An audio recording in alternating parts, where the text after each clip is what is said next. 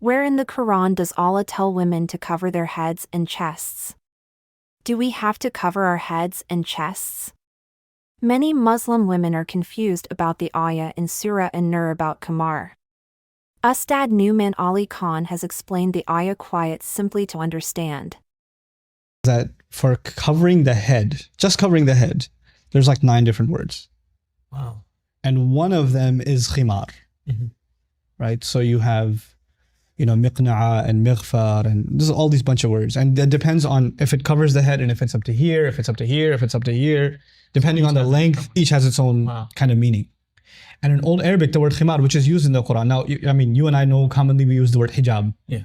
Hijab is actually not a word for head cover. It's actually a word for barrier. Like a wall could be a hijab. A curtain could be a hijab. Okay, so it just kind of got coined as hijab, but that's not the word in the Quran, nor the Arabs ever used it like that. Okay, so the word is khimar.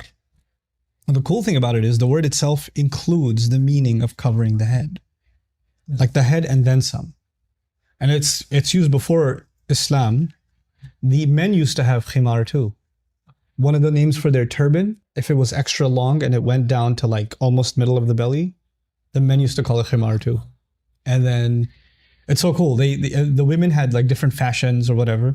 And one of the things the women before Islam used to do is they used to have this bandana type thing that they would tie in the back with their ponytails, and it would go to the middle of their back. So they wouldn't drape it in front, they throw it behind them. That was also called a khimar.